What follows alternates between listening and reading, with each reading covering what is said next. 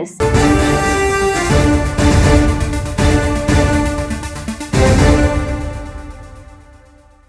తెలంగాణలో గత ప్రభుత్వం అసంతృప్తిగా వదిలేసిన 8,000కు పైగా డబుల్ బెడ్రూమ్ ఇళ్లను ఇందిరమ్మ ఇళ్ల పథకంలోని L2 లబ్ధిదారులకు కేటాయించాలని ప్రభుత్వం నిర్ణయించింది. పాత కాంట్రాక్ట్ ఒప్పందాలను రద్దు చేసి లబ్ధిదారుల కమిటీల ద్వారా నిర్మాణాలను పూర్తి చేయించనున్నారు.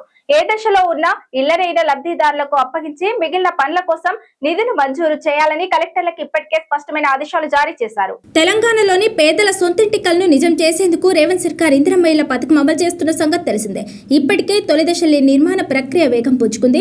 సొంత స్థలం ఉన్న లబ్ధిదారులకు ఇప్పటికే మొదటి విడతలో నిధులు మంజూరు చేసి నిర్మాణాలు చేపడుతున్న ప్రభుత్వం ఇప్పుడు స్థలాలు లేని నిరుపేదలకు సైతం శుభవార్త చెప్పింది. గత ప్రభుత్వం నిర్మించి అసంపూర్తిగా వదిలేసిన డబుల్ బెడ్రూమ్ ఇళ్లను ఇందిరమ్మ ఇళ్ల పథకం కింద అర్హులైన లబ్ధిదారులకు కేటాయించాలని జిల్లాల కలెక్టర్లకు స్పష్టమైన ఆదేశాలు జారీ చేసింది. ఉమ్మడి మహబూబ్ నగర్ జిల్లా గణాంకాల ప్రకారం గతంలో 18,816 పడక గదుల ఇళ్లు మంజూరు కాగా ప్రస్తుతం 10,353 ఇళ్లు పూర్తయ్యాయి. అయితే వీటిలో సుమారు 5,000 ఇళ్లకు లబ్ధిదారుల ఎంపిక జరగకపోగా అవి నిరుపయోగంగా ఉన్నాయి. మరోవైపు 3,550 ఇళ్లు వివిధ దశల్లో నిలిచిపోయాయి. ఈ నేపథ్యంలో పూర్తయిన ఇళ్లతో పాటు అసంపూర్తిగా ఉన్న మొత్తం 8,000కు పైగా ఇళ్లను స్థలాలు లేని ఇందిరమ్మ ఇళ్ల లబ్ధిదారులకు ప్రభుత్వం కేటాయించనుంది. డబుల్ బెడ్రూమ్ ఇల్లు ఏ స్థితిలో ఉన్నా అంటే బేస్మెంట్, స్లాబ్ లేదా ఫినిషింగ్ దశలో వాటిని లబ్ధిదారులకు అప్పగిస్తారు. ఒకవేళ నిర్మాణం అసంపూర్తిగా ఉంటే లబ్ధిదారులే స్వయంగా ఆ పనిని పూర్తి చేసుకునేలా ప్రభుత్వం బిల్లులు మంజూరు చేస్తుంది. దీనికోసం గతంలో గుత్తేదారులతో ఉన్న ఒప్పందాలను ప్రభుత్వం రద్దు చేసింది. G+ పద్ధతిలో ఉన్న సముదాయాలను లబ్ధిదారుల నేతృత్వంలోని కమిటీలు పర్యవేక్షించి నిర్మాణ బాధ్యతలు పూర్తి చేసేలా చర్యలు తీసుకుంటున్నారు.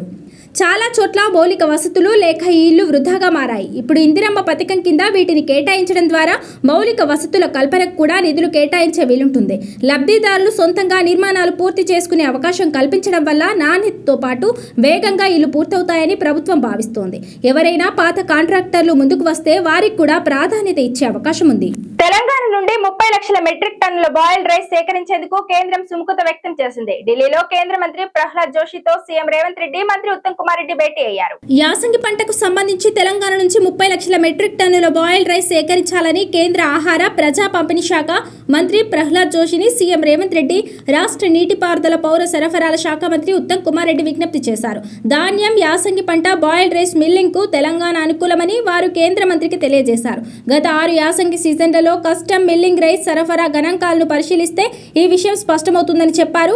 మంత్రి ఉత్తమ్ కుమార్ రెడ్డితో కలిసి ముఖ్యమంత్రి ఢిల్లీలో కేంద్ర మంత్రి జోషిని శుక్రవారం ఆయన నివాసంలో కలిశారు.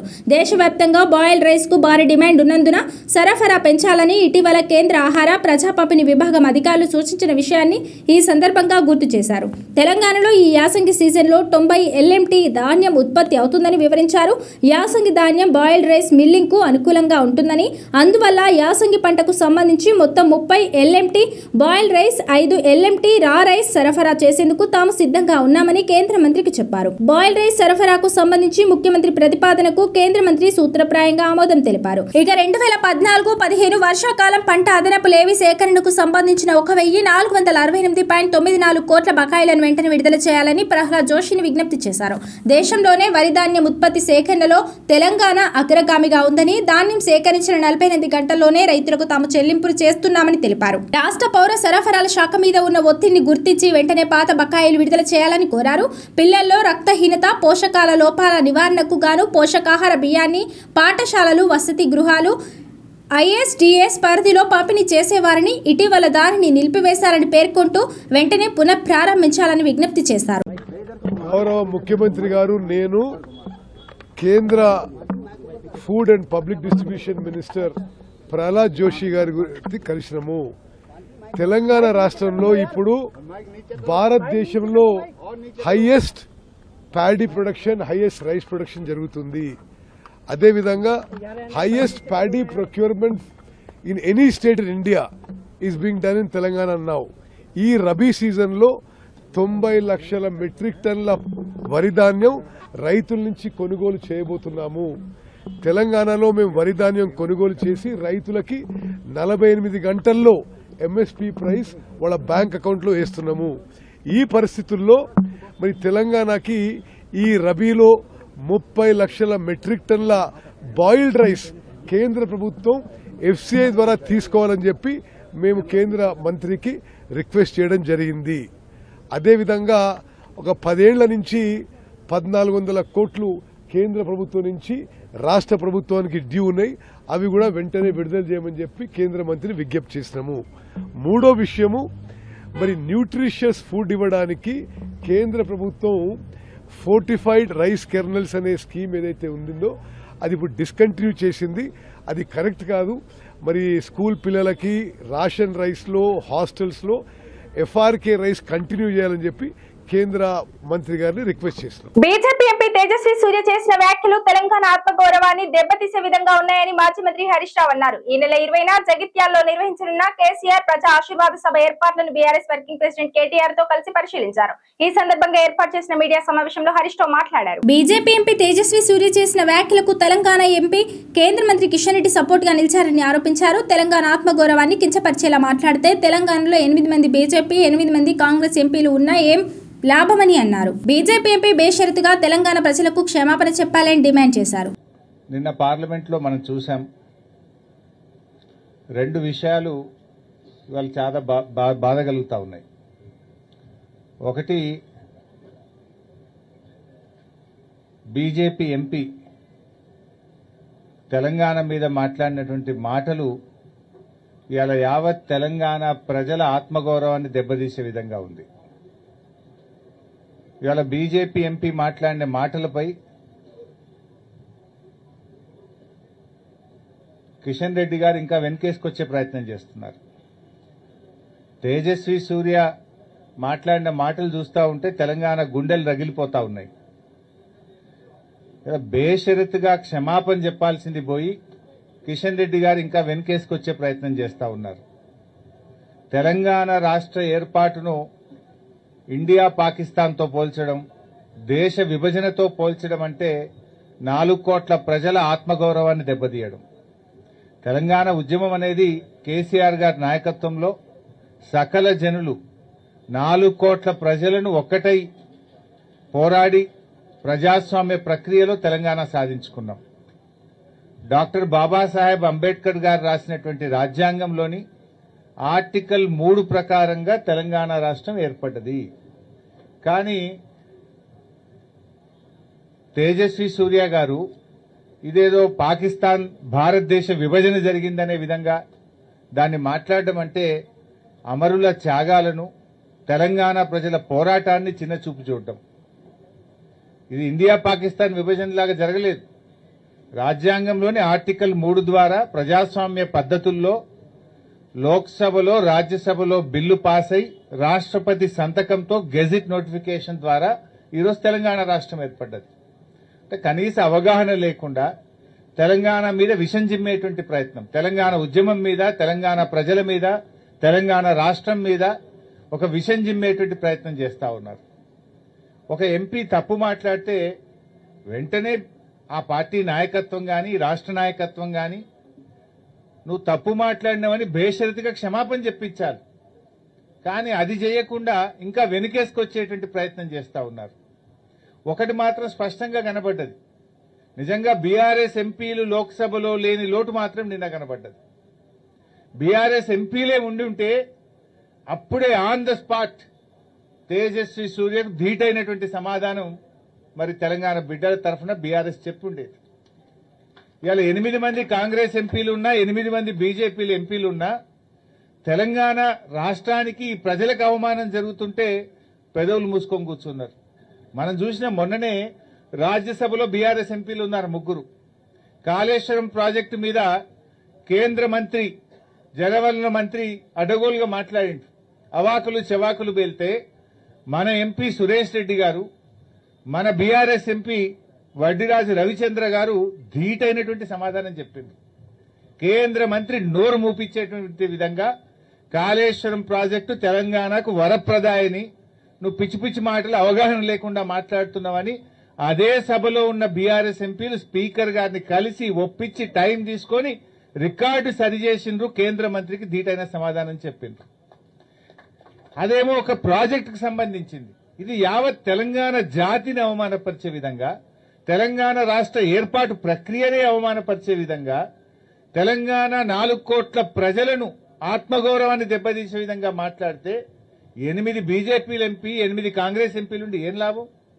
ఎందుకు పెదవులు మూసుకున్నారు అని నేను అడుగుతా ఉన్నా. మాజీ మంత్రి కాంగ్రెస్ సీనియర్ నాయకుడు టి జీవన్ రెడ్డి బీఆర్ఎస్ లో చేరబోతున్న సందర్భంగా జిల్లాలో పండుగ వాతావరణం కనిపిస్తుందని బీఆర్ఎస్ వర్కింగ్ ప్రెసిడెంట్ కేటీఆర్ అన్నారు. ఈ నెల 20న జగిత్యాలలో జరగనున్న కేసీఆర్ ప్రజా ఆశీర్వాద సభ ఏర్పాట్లను మాజీ మంత్రి హరీష్ రావు, కొప్పుల ఈశ్వర్, ఎమ్మెల్సీ రమణ, ఎమ్మెల్యే పల్లా రాజేశ్వర రెడ్డి తదితరులతో కలిసి పరిశీలించారు. అనంతరం కేటీఆర్ మీడియాతో మాట్లాడారు.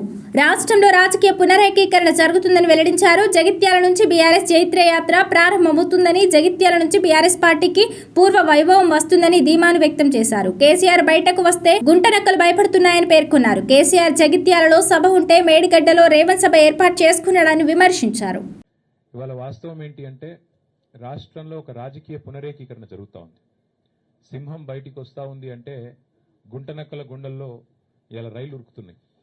కేసీఆర్ గారు ఒక సంవత్సరం తర్వాత ఒక బహిరంగ సభకు వస్తున్నారంటే ఎన్నో రకాల కుట్రలకి కుతంత్రాలకి తెరలేపి కాంగ్రెస్ ప్రభుత్వం జగిత్యాలలో జరగబోతున్న జైత్రయాత్రను అడ్డుకునే ఒక చిల్లర ప్రయత్నం చేస్తూ ఉంది. ముఖ్యమంత్రి గారు, మంత్రులు ఎంత సిల్లీ పాలిటిక్స్ అంటే కేసీఆర్ గారు ఇక్కడికి వస్తున్నారంటే ముఖ్యమంత్రి గారు మేడిగడ్డ కోతారట.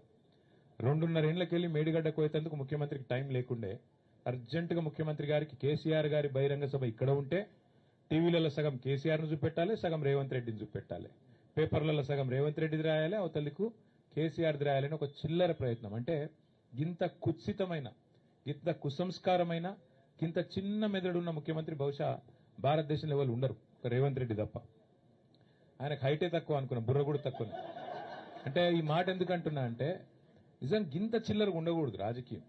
కేసీఆర్ లాంటి ఒక నాయకుడు ఆయన ఇంకా గీ ఏజ్లో గీ స్థాయికి చేరుకున్న తర్వాత ఆయనకు పేపర్ వాళ్ళు ఏం రాస్తారు, టీవీ వాళ్ళు ఏం చూపెడతారు, ఆయనకి ఏమైనా ఉంటుందా? జగిత్యాలకు వచ్చుడు, జనాలను కలుసుడు, అందరి ముందు మాట్లాడుడు, లక్షలాది మందితో సంభాషించుడు కేసీఆర్ గారికి తెలిసిందే గది, ఆయన ప్రస్థానమే అది. అట్లాంటిది ఇవాళ ఆయన ఇక్కడికి వస్తుంటే కోరుట్లకి వెళ్ళి వచ్చేటోళ్ళందరికీ ఇక్కడికి రానియకుండా రోడ్డు దవ్వుతారట. 3 ఏళ్లకి వెళ్ళి యాదికి రాలే రోడ్డు, ఇప్పుడే యాదికి వచ్చింది సడన్ గా. ఇంత చీప్ పాలిటిక్స్, ఇంత చిల్లర ప్రయత్నాలతో జగిత్యాలలో జన ప్రభంజనాన్ని అడ్డుకుంటామని రేవంత్ రెడ్డి గారు, అదేవిధంగా ఇక్కడ ఉన్న హైబ్రిడ్ ఎమ్మెల్యే, హైబ్రిడ్ కూడా కాదు, ఏం బ్రీడో ఇది, ఏ బ్రీడో ఆ బ్రీడ్ ఎమ్మెల్యే ఇక్కడ ఉన్నాయన ఏ పార్టీ ఆయనకే తెలియదు. బీఆర్ఎస్ అని ప్రెస్ మీట్ లో చెప్తాడు, కాంగ్రెస్ పార్టీ ఆఫీసులో కూర్చుంటాడు, కాంగ్రెస్ పార్టీ మంత్రి పక్కకు కూర్చుంటాడు. క్రాస్ బ్రీడ్ అనాలనా, హైబ్రిడ్ అనాలనా, ఏం బ్రీడ్ అనాలే, ఆయన ఏందో ఆయనే చెప్పుకోవాలి. తెలంగాణలో ఉద్యోగులు, రిటైర్డ్ ఉద్యోగులను ఇబ్బందుల పాలు చేస్తున్న కాంగ్రెస్ ప్రభుత్వానికి ఉసురు తగులుతుందని ఉద్యోగ సంఘాల జేఏసీ మాజీ నేత, కార్పొరేషన్ మాజీ చైర్మన్ జి దేవి ప్రసాద్ పేర్కొన్నారు. శనివారం తెలంగాణ భవన్ లో ఏర్పాటు చేసిన మీడియా సమావేశంలో ఆయన మాట్లాడారు. ఉద్యోగులు, ఉపాధ్యాయుల కోసం రాష్ట్ర ప్రభుత్వం అనేక హామీలు ఇచ్చిందని, ఏ ఒక్క హామీ అమలుకు నోచుకోలేదని ఆరోపించారు. దేశంలో ఏ రాష్ట్రంలో లేని విధంగా ఉద్యోగులకు 5 DAలు పెండింగ్ లో ఉన్నాయని, సిపిఎస్ రద్దుపై ఇప్పటి వరకు కమిటీలు వేయలేదని విమర్శించారు. ఉద్యోగులకు డిజిటల్ హెల్త్ కార్డులు ఏమయ్యాయని ప్రశ్నించారు. రిటైర్డ్ ఉద్యోగులు 86 మంది చనిపోయారని, రిటైర్డ్ ఉద్యోగులకు చావు పరిష్కారం అయిందని ఆందోళన వ్యక్తం చేశారు. ఇప్పటి వరకు ఉద్యోగులకు ఇవ్వాల్సిన 14,000 కోట్లు పెండింగ్ లో ఉన్నాయని తెలిపారు. రిటైర్డ్ ఉద్యోగికి హైకోర్టు మెట్లు ఎక్కాల్సిన పరిస్థితి వచ్చిందన్నారు. ప్రభుత్వ నిర్లక్ష్యం వల్ల చనిపోయిన రిటైర్డ్ ఉద్యోగులకు 1,20,00,000 నష్టపరిహారం ఇవ్వాలని డిమాండ్ చేశారు. నిన్న మీరందరూ కూడా చూసింది, రాష్ట్ర సచివాలయం నుండి గ్రామ సచివాలయం వరకు లక్షలాది మంది ఉద్యోగులు స్వచ్ఛందంగా ఉద్యోగ సంఘాల పిలుపు మేరకు లక్షలాది మంది ఈ ప్రభుత్వం అనుసరిస్తున్నటువంటి వివక్షకు నిరసనగా నిన్న పెద్ద ఎత్తున మరి ధర్నాలో పాల్గొన్నటువంటి సందర్భాన్ని చూసాం. ఈ ఆందోళన చూస్తేనే ప్రభుత్వం పట్ల ఉద్యోగుల్లో ఎంత వ్యతిరేకత ఎదురవుతున్నదో చాలా స్పష్టంగా కనబడతా ఉంది. ఈ మానసిక ఆందోళనకి, ఈ ఉద్యోగుల ఆందోళనకి రాష్ట్ర ప్రభుత్వం బాధ్యత వహించాలని చెప్పి మేము డిమాండ్ చేస్తూ ఉన్నాం. 86 మంది పెన్షనర్లు చనిపోయినరు. మరి వాళ్ళకందరికి మొన్న ఏదో కేబినెట్ సందర్భంగా మేము ఈ రాష్ట్రంలో ఉన్న ఏ ఉద్యోగి మరణించినా 1,20,00,000 ఇస్తున్నామని చెప్పి గొప్పలు చెప్పుకున్నారు. మేము డిమాండ్ చేస్తూ ఉన్నాం, 86 మంది చనిపోయినరు, మీ వలన చనిపోయారు. ప్రభుత్వం సకాలంలో ఏరియా వాళ్ళకి రావాల్సినటువంటి డబ్బు వాళ్ళకి ఇవ్వకుండా వేధించడం వల్ల ఇవాళ పెన్షనర్లందరూ కూడా మానసిక క్షోభతో చనిపోయారు. మరి వీళ్ళకు కూడా 1,20,00,000 ఇవ్వాలని చెప్పి మేము డిమాండ్ చేస్తాను. ఒక్కొక్క రిటైర్ అయినటువంటి ఉద్యోగి, చనిపోయినటువంటి ఉద్యోగికి మీరు 1,20,00,000 ఇవ్వండి. సచివాలయం చుట్టూ తిరగాలి, ఆర్థిక మంత్రి పేషి చుట్టూ తిరగాలి, కోర్టు మెట్లెక్కాలి. అంటే రిటైర్ అయిన ఉద్యోగి ఎవరు కూడా ఇంట్లో కుటుంబ సభ్యులతో ఒక 30-35 సంవత్సరాలు సర్వీస్ చేసిన తర్వాత ఒక సుఖమైనటువంటి జీవితం ఉన్నదానిలో ప్రశాంతమైనటువంటి జీవితం గడుపుదామని తెలంగాణ ఉద్యోగి భావిస్తే వాళ్ళ కళని విధ్వంసం చేసేటువంటి పని ఇవాళ ఈ రాష్ట్ర ప్రభుత్వం చేస్తూ ఉన్నది. నిన్నటి ఆందోళనకి పూర్తి బాధ్యత రాష్ట్ర ప్రభుత్వం వహించాలి. ఇది వాటి బులెటిన్. మరో బులెటిన్ లో మళ్ళీ కలుద్దాం. Stay and TS 24 news.